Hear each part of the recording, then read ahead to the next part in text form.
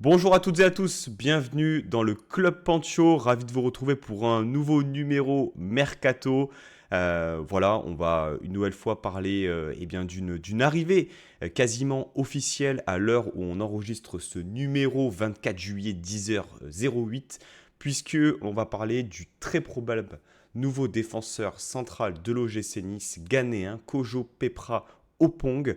Voilà, vous découvrez sans doute comme la plupart ce joueur qui va s'engager très prochainement à l'OGC Nice. La visite médicale est prévue pour aujourd'hui et ce numéro, il est fait pour le découvrir. Moi, je ne vais pas vous en parler. Comme d'habitude, j'ai un invité qui va venir vous le présenter en long et en large. Et pour ce faire, j'ai le plaisir d'accueillir Tobias du compte Twitter IFK France. Bonjour Tobias, comment est-ce que tu vas? Bonjour, ça va bien, j'espère de même pour toi. Et tout d'abord, merci beaucoup de l'invitation parce que c'est vrai que c'est un réel plaisir de pouvoir parler de Norrköping toujours en français. Et en plus, dans le cadre d'un transfert avec la France, c'est vrai qu'on ne peut pas rêver meilleure opportunité. Alors là, les gens vont se dire, non mais attends, un supporter du FK Norrköping, francophone, Tobias, est-ce que avant de parler un peu de ton compte Twitter, est-ce que tu peux te présenter rapidement et le lien qui t'unit avec ce club? Bien sûr, alors donc je m'appelle Tobias, j'ai 19 ans, je suis actuellement étudiant et je suis franco-suédois, d'où mes attaches avec les clubs. Donc j'ai toujours habité à Paris en France, mais j'ai régulièrement eu l'habitude tous les ans de venir en Suède pour les vacances, où j'habite chez ma grand-mère. Donc c'est vrai que ça a été une continuité pour moi de commencer à suivre le football suédois et je suis tombé dans cet amour de Norrköping. Et c'est ce qui m'a fait lancer, il y a un peu plus de 3 ans maintenant, ce compte, qui me passionne tout autant. Voilà. Donc effectivement, je viens de le mettre à l'écran, le compte Twitter de Tobias. Si vous voulez, voilà, tu as pas mal alimenté aussi toutes les informations par rapport au transfert de Opong à l'OGC Nice. Donc n'hésitez pas à aller checker ça. Tu as passé récemment en plus la barre symbolique des 1000 abonnés. Donc n'hésitez pas à aller checker ça. Avant de parler du joueur, Tobias, je vais rappeler un peu les modalités un peu contractuelles, du moins qu'on connaît à l'heure actuelle. Donc on part d'un accord transfert de 2,5 millions hors bonus, ça situerait plutôt aux alentours de 3 à 4 millions d'euros. Il a joué son dernier match avec l'IFK Norrköping le 21 juillet dernier pour une victoire 3 buts à 1. L'IFK Norrköping, tu vas nous le présenter peut-être plus en détail, la place du club dans le championnat suédois, mais c'est actuellement 11e sur 16 équipes en Suède pour une saison. Alors la particularité, c'est une saison en Suède de avril à novembre. Donc défenseur ghanéen, je l'ai dit, la Ghana ne participe pas à la Coupe d'Afrique des Nations du 21 décembre au 18 janvier prochain. Ça, c'est un élément important parce que l'OGC Nice va être pas mal impacté. Déjà, avant de rentrer un peu plus dans le détail du joueur, Tobias, euh, l'IFK Norrköping, ça représente quoi aujourd'hui dans le championnat suédois, histoire qu'on puisse se mettre un peu en contexte?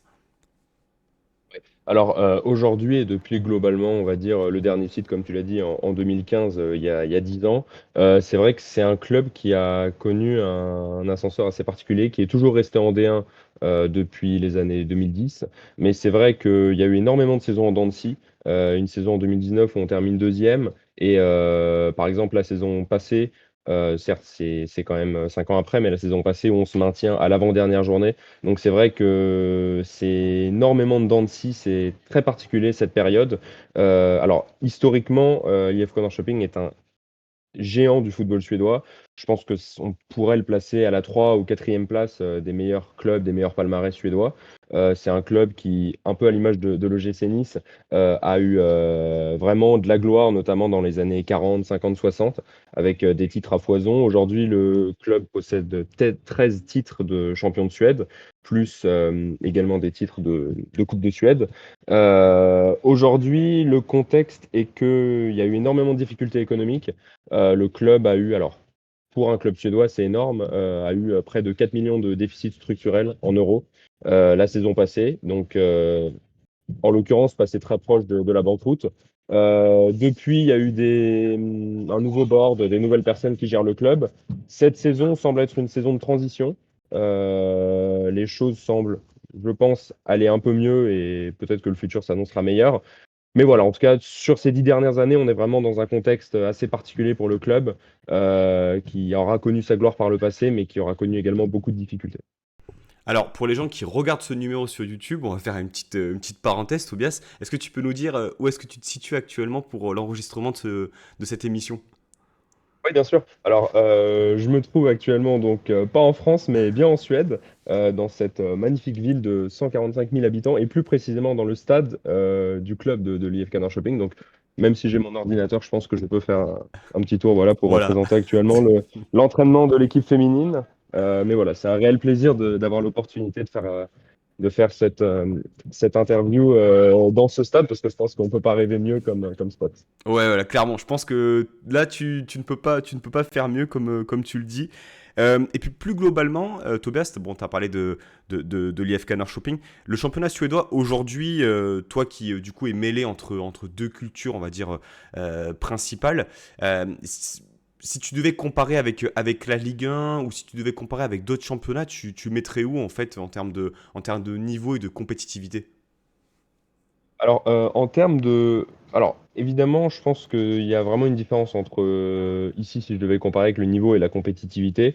En termes de niveau, je pense que si je devais comparer honnêtement avec la France, je pense que le niveau du championnat suédois est globalement celui du niveau de Ligue 2.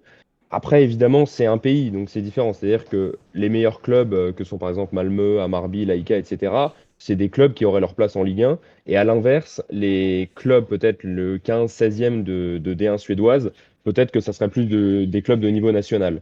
Donc, c'est vrai que je pense que en termes de niveau, c'est assez difficilement plaçable. Après, on peut voir qu'il y a quand même des clubs suédois qui ont fait des très belles performances en Coupe d'Europe. On peut penser à Djurgården qui la saison passée a terminé en demi-finale de Conference League. On peut également penser à Elfsborg qui l'année passée notamment a joué face à Nice. J'ai pu assister à Super cette souvenir. victoire de Elfsborg 2-1, il me semble. Mais voilà, c'est vrai il y a eu vraiment beaucoup de bons joueurs également qui sont partis dans des grands championnats. On peut penser à Lucas Bergvall qui est passé la saison passée à Tottenham. Il y a énormément de joueurs, même avec la Ligue 1, on peut avoir Sébastien Nanasi qui est passé à Strasbourg, Derek Cornelius, même si c'était un peu plus compliqué à Marseille. Voilà, il y a énormément de grands joueurs qui sont partis de ce championnat. C'est un championnat globalement très formateur. Et c'est pour ça, au-delà du niveau, je pense que l'attractivité est énorme. Je suis vraiment fan de ce championnat. Alors évidemment, c'est pas forcément objectif, comme j'ai des racines ici et j'ai l'occasion d'aller voir des matchs, donc forcément c'est différent. Mais je trouve que vraiment j'ai un réel plaisir à regarder ce championnat qui d'ailleurs possède une règle assez spécifique à la Suède, qui est, il me semble, présente en Allemagne aussi. C'est une règle qui s'appelle la règle des Hmm. 51%, qui stipule que les clubs doivent être, enfin, toute association sportive, puisque c'est pas forcément que pour un club, doit être détenue à minimum à 51% par ses supporters. Mais de nombreux clubs, comme par exemple l'IFK Norrköping, est détenu à 100% par ses supporters. Donc, moi, ayant une carte de membre, a un léger pouvoir avec un vote en début d'année pour élire le nouveau board annuel. Donc je trouve qu'il y a vraiment une authenticité réelle du football suédois et c'est un peu ça aussi qui participe à toute cette émotion autour du sport. Alors, bah, en tout cas, merci pour toute cette présentation. Et puis, alors, globalement, on va affiner un peu plus sur Opong. Est-ce que tu peux nous présenter un peu le style de projet actuellement? Donc, tu parlais de reconstruction. Ça joue comment? Ça recrute comment? Euh, c'est quel type de dispositif afin qu'on puisse ensuite présenter le joueur? Alors, donc évidemment, dans le contexte du club, il y a eu énormément de ventes ces dernières années. On a vendu beaucoup de joueurs pour des montants suédois assez chers. On peut penser à Siedak Sabanovic qui est parti en Russie au Rubin Kazan il y a quelques années pour 6,5 millions d'euros. Isaac Barman Johannesson qui est parti à Copenhague pour ensuite partir en Allemagne. Même quelques noms qui sont partis en France comme Niklas Eliasson et Isaac Peterson. Voilà, enfin, il y a eu quand même des grosses ventes qui ont fait sur quelques années à peu près 20 millions d'euros de bénéfices, mais avec des mauvaises gestions économiques. Le fait est que le club était proche de la banqueroute. Donc, niveau recrutement, c'est vrai que ces dernières années, ça a été assez compliqué. C'est notamment pourquoi, par exemple, on est parti recruter au Ghana, c'est forcément c'est des coûts plus réduits. Alors, le projet général de recrutement, je dirais que c'est principalement en Suède quand même. Euh, Pas nécessairement à l'échelle locale, même si on a une très bonne académie. C'est une académie qui se fournit tant avec des joueurs de la ville, comme par exemple Axel Brunner, 17 ans, qui est un titulaire aujourd'hui de l'équipe, et également titulaire avec les équipes nationales jeunes. Mais on a également des recrutements ailleurs, dans d'autres villes en Suède et à l'international. On a une grosse filière en Islande, avec un partenariat avec le club de l'IA Akranes, qui vacille entre la première et deuxième division, qui nous ont fourni beaucoup de joueurs, comme par exemple Arnor Sigurdsson, qui a été très bon ces dernières années. Euh, donc voilà, le recrutement ces dernières années, c'était un recrutement, on va dire, assez à bas coût, parce que c'était difficile de faire mieux. Mais dans le contexte actuel, je pense que le projet est vraiment un projet de reconstruction. J'ai l'impression que dès qu'on parle d'un club, en ce moment, on dit que c'est un projet de reconstruction, quand ça va un peu mal. Mais c'est vrai que, au vu du contexte économique, je pense que cette année, c'est difficile de produire beaucoup de choses. Le club n'a littéralement pas d'argent, donc c'est très difficile. Mais je pense que si on se maintient cette saison, dans le futur, le club pourra se projeter sur de nouveaux achats, pas nécessairement à l'étranger, mais peut-être dans d'autres clubs suédois. Et est-ce que du coup c'est courant cette filière africaine, alors pas tant uniquement sur l'IFK Norrköping, mais de manière générale, est-ce que la Ligue 1 suédoise, on va dire, recrute beaucoup, on va dire, sur cette filière-là? Alors oui, la Suède recrute plutôt beaucoup en Afrique. C'est vrai que il y a pas forcément, tous les clubs n'ont pas forcément des réseaux de scouts parce que c'est des choses qui sont assez chères à mettre en place, d'avoir quelqu'un à plein temps qui travaille dans un pays lointain. Mais c'est vrai que notamment il y a beaucoup de travaux d'agents. Alors après ça, on en pense ce qu'on veut. Je pense qu'on peut avoir des avis assez divergents sur ce sujet, mais il y a énormément de travail qui sont réalisés avec les agents. Et c'est vrai que pour le cas de Norrköping, donc il y a très peu de recrutement en Afrique. Il y a eu donc ce joueur Kojo Pepraopong et son ami Stefan Bolma qui a été recruté en même temps, dont je pense on pourra parler légèrement plus tard parce que ça sera assez intéressant. Mais sinon, il y a énormément de clubs comme Hammarby, Degerfors, Mjällby ou l'IFK Göteborg qui ont très régulièrement dans la presse, on voit tel jeune de ce club nigérian, ghanéen, s'entraîne avec le club. C'est très souvent des jeunes joueurs, 16, 17, 18 ans, qui sont très souvent signés à leur majorité. Mais c'est vrai qu'il y a quand même un gros vivier africain présent en Suède, ça c'est clair. Alors, bah, du coup, sans transition, on va parler donc du joueur, hein, Kojo Pepraopong. J'ai pas noté son âge, 20 ans, 21 ans, Pardon, tout à fait. Né en juin 2004. 2004, donc assez jeune. Arrivé donc là en Suède début d'année 2023. Et là, donc en fait, c'est assez rapide, hein, ça fait que 2 ans et demi finalement qu'il a quitté son pays. Et là, il a eu en fait, eh bien, on va dire une saison et demie mise bout à bout de prêt avec un club de deuxième division. Est-ce que tu peux nous en parler plus en détail? Exactement. Alors, donc, il est arrivé effectivement à 20 ans en provenance du Ghana, où il évolue à l'académie de Atram de Visser. Donc, ouais, il a été recruté au début d'année 2023, donc au début de la saison, puisque en Suède, la saison donc, commence, on va dire, en février-mars avec la coupe qui se joue en avant-saison, et ensuite le championnat de avril à novembre. Donc, il a eu une petite demi-saison avec Norrköping, où il évoluait principalement avec les équipes jeunes. Il me semble qu'il a fait une apparition en A et aussi des entraînements avec les pros. Mais on voyait bien que c'était encore trop jeune, trop frais. Et je pense que l'idée du prêt a été un peu de tester ses limites, ses capacités, voir comment il se comporterait dans un autre contexte. Parce que c'est vrai que le contexte de ce prêt est particulièrement intéressant. On parle donc d'un joueur qui quitte son Ghana natal, avec également, j'ai pu voir dans beaucoup d'interviews et beaucoup parler pas mal avec le joueur, parce que c'est vrai que c'est un joueur qui est assez proche des supporters. C'est un joueur avec qui on peut parler comme ça tous les jours et qui est vraiment très très sympathique.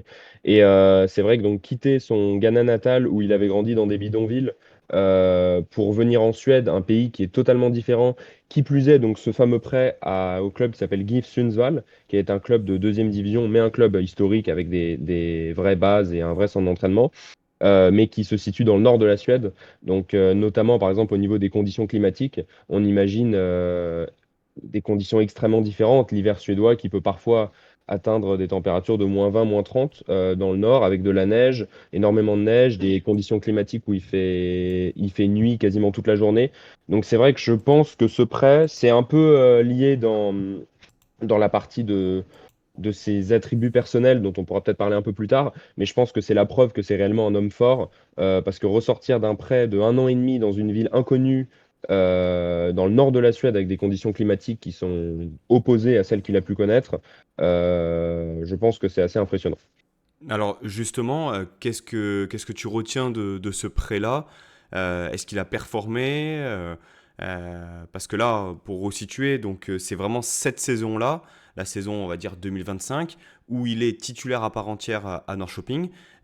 Jusqu'à présent, on va dire qu'il était envoyé en prêt, comme tu l'as dit. Mais voilà, cette saison et demie s'est passée comment sportivement pour lui? Alors donc, il a joué 36 matchs en 1 an et demi, ce qui est plutôt correct parce qu'on parle d'une saison à 30 matchs. Donc, au début, peut-être qu'il aura un peu moins joué, mais je sais que la saison donc 2024, ça aurait été vraiment un pilier de la défense de Sundsvall, qui est un club qui était en difficulté en deuxième division, qui a évité la relégation. Donc, il faut aussi comprendre que c'était pas évident en tant que défenseur central qui ne parle pas suédois, qui n'a pas d'attache avec le pays, de venir dans un club qui joue la relégation en deuxième division suédoise. Mais je pense que ça l'a forgé, tant sportivement que mentalement. Et c'est vrai que je pense que c'est assez impressionnant le fait qu'il soit revenu ici donc à la fin de l'année 2024 et que pour l'instant, cette saison 2025 qui est à mi-achevée, le fait qu'il ait pris une place de titulaire indiscutable, puisqu'il a joué donc maintenant 15 matchs sur 16, le dernier, comme tu l'as dit, il y a quelques jours. Et voilà, et depuis, c'est vraiment un titulaire indiscutable cette saison et il s'est fait remarquer. Voilà.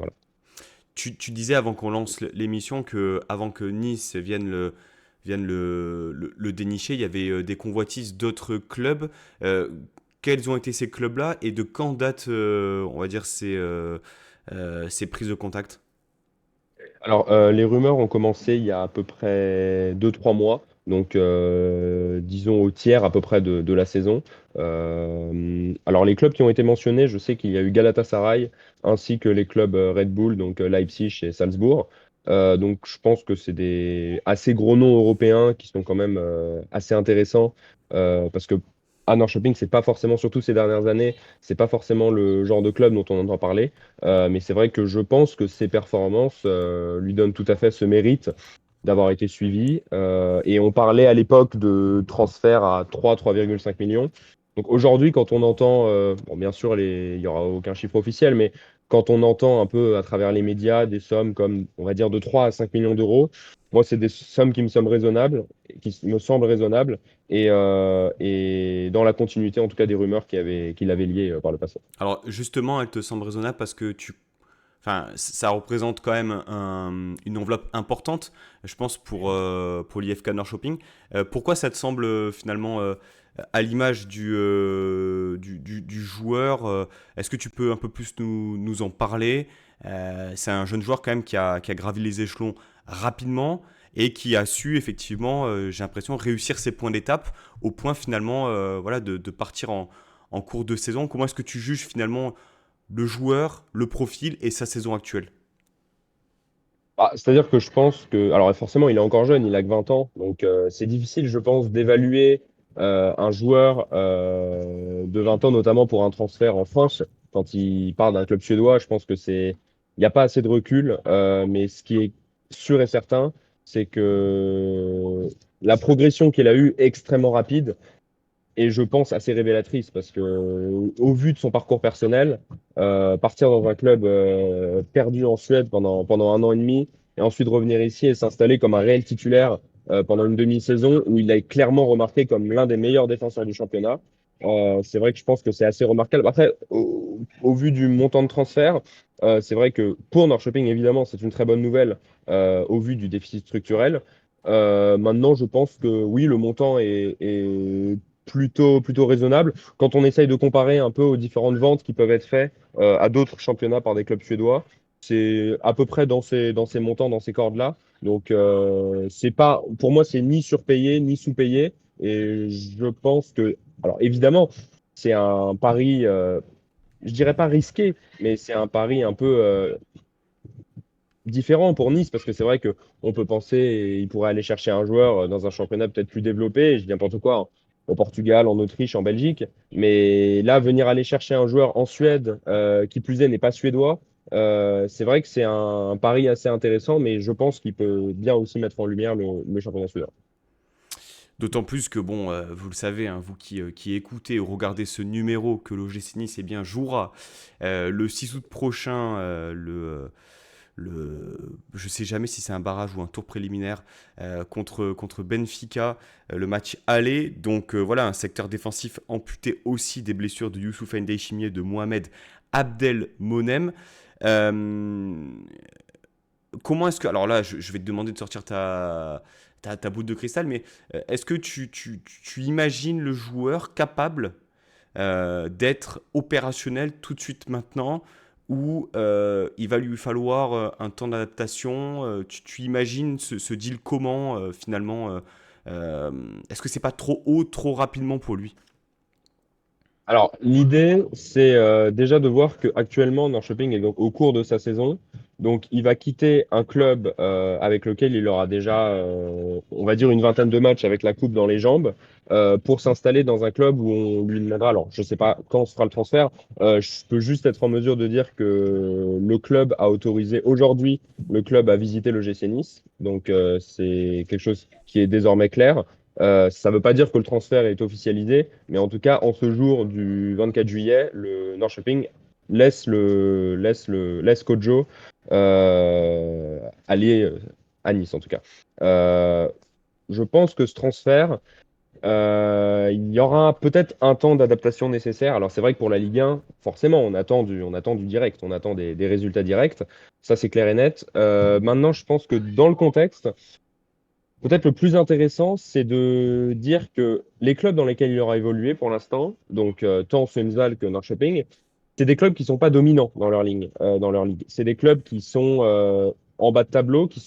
Norrköping a une possession de balle quand même assez importante, mais c'est des clubs qui quand même subissent beaucoup, jouent des équipes qui sont beaucoup plus fortes qu'eux, notamment Sundsvall, mais Norrköping aussi.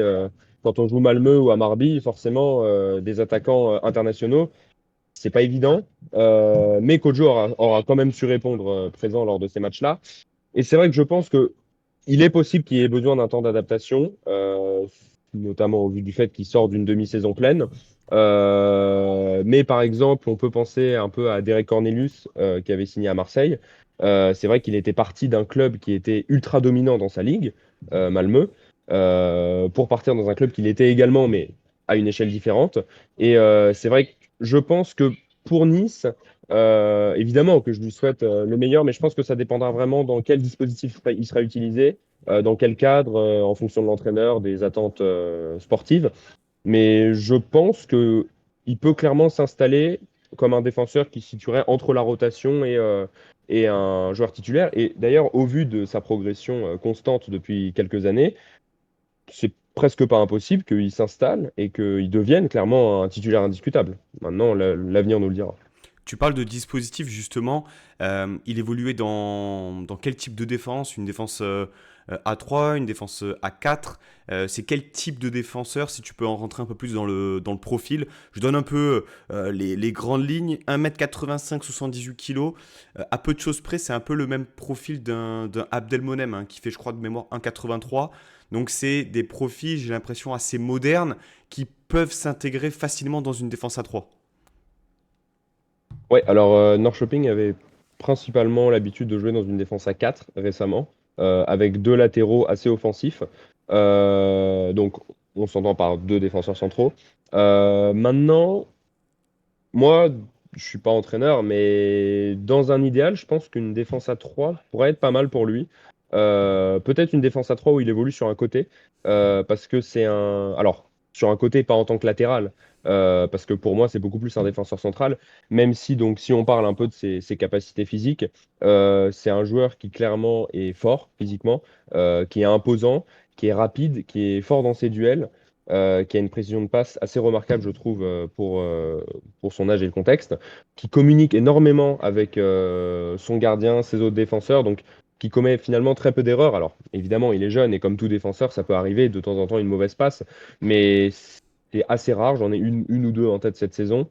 Sinon, peut-être que au vu de ses points faibles, entre guillemets, ça serait plutôt son apport offensif. Alors, quand j'entends apport offensif, évidemment, Coach Joe, le but, c'est pas de le recruter en tant qu'attaquant, mais peut-être que parfois, dans ses transitions, ses passes lointaines, dans le jeu rapide, peut-être qu'il pourrait y avoir un peu de difficulté, parce qu'évidemment, il n'y aura pas le même tempo de jeu entre l'AD1 suédoise et la Ligue 1, et potentiellement les Coupes d'Europe. Mais je pense que ce profil peut évoluer tant dans une défense centrale à 2 qu'à 3 et pourquoi pas sur un côté. Alors, droitier, hein. Je suis quasiment sûr, mais je voudrais pas dire de bêtises. Je crois qu'il est droitier, ouais. Donc, ouais, 1,85 m, plutôt rapide. Et alors, dans cette charnière à 2, il évoluait sur un côté préférentiel ou pas? Oui, il évolue à gauche, ouais, sur une charnière à 2. Ok, d'accord. Euh, le jeu de tête, comment est-ce que tu juges son jeu de tête? Alors, jeu de tête défensif, bon. C'est vrai qu'il y a eu Norrköping est une équipe qui subit beaucoup en corner et en coup de pied arrêté en général. Et c'est vrai que très bon jeu de tête défensif. Il y a eu énormément d'actions. Il faudra que je retrouve une statistique précise, mais c'est vrai qu'il y a eu énormément d'actions. Après, ça, c'est que de mes yeux dans le stade, où vraiment, il dégage la balle juste quand il y a besoin. Après, c'est vrai que pour le jeu de tête offensif, je pense que c'est surtout vis-à-vis de son placement. Il est souvent après le deuxième poteau. Donc, ça va être plus un joueur qui va venir récupérer le ballon s'il est envoyé trop loin. Mais bon, ça, c'est juste dans le dispositif actuel. Mais peut-être qu'en le plaçant en défenseur central, qui est plutôt relativement grand et fort physiquement, je pense qu'on peut en faire un bon jeu de tête, mais en tout cas actuellement, offensivement, c'est pas, on va dire que c'est pas un joueur qui placerait sa tête comme Ramos sur un corner, quoi. Ouais, je pense que on l'aurait compris si on avait recruté le Regen de Sergio Ramos. Ceci étant dit, c'est la trajectoire de carrière qu'on lui souhaite, hein. Un coup de casque en finale de Ligue des Champions à la 92e, c'est tout ce qu'on veut à l'OGC Nice. Euh, Tobias, par rapport aux joueurs, donc tu as parlé voilà, de certaines limites liées, on va dire, à ses transitions rapides et à son apport offensif. Est-ce que tu vois d'autres choses? Est-ce que, en termes de discipline, est-ce que c'est un joueur qui va prendre beaucoup de cartons? Est-ce que c'est un joueur qui va râler auprès de l'arbitre? Tu as dit que c'était quelqu'un de très vocal. Est-ce que c'est un leader dans un collectif? Comment est-ce que tu le juges là-dessus? Alors, donc c'est un joueur qui effectivement prend pas mal de cartons jaunes. C'est pas un joueur que je qualifierais de, par exemple, violent. Enfin, je veux dire, il va pas commettre des fautes bêtes. Très souvent, ça va plus être des fautes intelligentes, peu de maladresse défensive.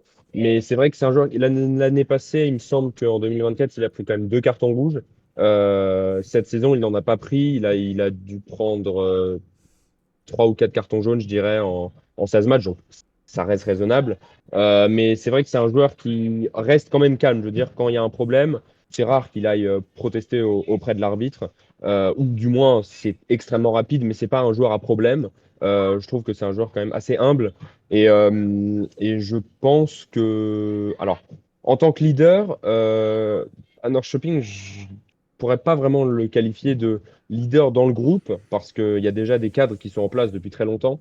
Et je pense notamment à des joueurs comme Christopher Niemann qui sont un peu indétrônables dans ce rôle de leader. Maintenant, c'est un joueur qui sait se faire respecter. Et je pense que dans un nouvel environnement, ce serait pas impossible de le développer en tant que leader. En fait. Ok. Est-ce que tu vois des choses à rajouter parmi tous les éléments que j'avais pu noter? Je pense qu'on a tout évoqué. Bon, là, il va s'intégrer dans une défense à 3, comme je te l'ai dit, dans le dispositif de Francaise. Donc, ça va être peut-être aussi une nouveauté. Tu as l'air plutôt convaincu, j'ai l'impression, par la destination, euh, au regard de la dynamique du joueur. Ouais, moi je pense que c'est un move très intéressant parce que des joueurs qui passent de la Ligue 1 du championnat suédois à la Ligue 1, mine de rien, il y en a quand même de plus en plus. Et c'est vrai que après, je pense qu'on pourra même généraliser aux pays nordiques en général, parce qu'on peut penser par exemple à Haraldsson à Lille. Enfin, je trouve que les Nordiques arrivent plutôt bien à s'intégrer en Ligue 1. Bon, je pense que nos amis rennais ne diront pas forcément la même chose, mais c'est vrai que moi, le move me semble assez intéressant et c'est vrai que Nice, en plus, c'est une équipe qui va jouer probablement la Coupe d'Europe enfin, en tout cas, au moins les qualifications. Et c'est vrai que je pense que c'est intéressant de le voir dans un tout nouveau dispositif, un tout nouveau pays et une nouvelle aventure pour lui permettre un peu de découvrir un peu plus sur le football en Europe. T'as parlé d'un joueur qui arrivait en même temps que lui lors de son arrivée en Suède. Exactement. Stephen Bolma, donc c'est un joueur qui a le même âge que lui, et je pense que c'est une parenthèse extrêmement intéressante à faire dans cette interview parce que c'est une histoire vraiment particulière. Donc, pour faire court, c'est-à-dire que les deux joueurs ont été recrutés en même temps, de la même académie, et en fait, il se trouve que ces deux joueurs étaient meilleurs amis. Ont grandi ensemble, ont littéralement grandi ensemble, fréquenté la même école, ils ont toujours joué ensemble après les cours, etc. Et donc, ils ont été recrutés dans le même club au même moment. Et ils habitent ensemble dans un appartement de fonction fourni par le club. Et donc, le fait est que les deux n'ont pas forcément eu la même trajectoire de carrière. Malheureusement, Bolma a eu un peu de mal dans son intégration. Enfin, dans son intégration, ça s'est bien passé au club, mais sportivement, c'était un peu plus compliqué. Il a fait quelques apparitions avec les A, mais il a malheureusement subi une blessure au ligament croisé qui a un peu ralenti les choses. Là, cette saison, il est encore en rééducation. Je pense pas qu'il pourra jouer avec les A cette saison. Peut-être que la saison prochaine, il pourra en fonction de ses performances. Mais donc sportivement, ce coéquipier a un peu plus de mal. Mais le fait est que donc ces deux joueurs qui ont grandi ensemble et que donc pour Bolma en l'occurrence, c'est un joueur qui malheureusement l'année dernière a perdu ses deux parents en l'espace de 6 mois. Et le fait qu'il habite avec Kojo a été quelque chose d'assez révélateur. Il y a eu énormément d'interviews et d'articles dans les journaux locaux à ce sujet. Et c'est vrai que en tant que meilleurs amis, Kojo a toujours été là pour Bolma. Et même avec la distance, quand Kojo était à Sundsvall, c'est deux joueurs qui ont toujours été proches. Et je pense que c'est intéressant d'inclure un peu cette petite partie pour deux joueurs qui ont été très proches, qui ont vécu énormément de choses ensemble et qui ont pu se développer ensemble finalement. Et voilà. Non, mais ça donne effectivement le mot de la fin qui est malgré tout est pas forcément très très très joyeux, mais qui montre peut-être aussi la dimension humaine du futur joueur donc de l'OGC Nice à l'heure à laquelle on enregistre hein, et au jour auquel on enregistre. La visite médicale normalement est programmée aujourd'hui de ce qui peut se dire sur les réseaux. En tout cas, Tobias, écoute, au nom de la communauté d'OGC Nice, on te remercie pour ces précisions, pour le temps aussi que tu as passé à préparer voilà, cet échange-là. Je pense qu'on a tous les éléments pour se mettre en condition. Alors forcément, le mercato, voilà, c'est jamais du 100%. Il est possible que Opong soit un flop monumental dont on parlera dans quelques années comme étant voilà, une erreur de casting. C'est totalement possible, mais en tout cas, aujourd'hui, on est fin prêt à le rencontrer et à le juger sur le terrain. Donc Tobias, un grand merci à toi. Et puis écoute, qu'est-ce qu'on peut souhaiter à l'IFK Shopping de se rebattre pour le titre de Bah, champion, de faire une entre auto ouais, bon, peut-être. ça sera pas tout de suite, je pense, mais non, mais l'idée, c'est cette saison, ça va être de se maintenir le plus tôt possible. Et pour les saisons d'après, bah écoute, reconstruire quelque chose et pourquoi pas reprendre un titre et jouer le Rome, soyons, soyons fous. Ouais, bon, on évitera de se rencontrer parce que nous, ça nous sourit pas, hein. La Coupe d'Europe et les clubs suédois, on a vu ce que ça faisait. Un grand merci à toi, Tobias. N'hésitez pas, eh bien, si vous avez aimé ce numéro, à liker la vidéo sur YouTube, à vous abonner également. Ça fait toujours plaisir. Tobias, je te remercie une 18e fois. Et puis, je te dis peut-être, eh bien, sait-on jamais. À bientôt. La Baeta à tout le monde. Ciao, ciao.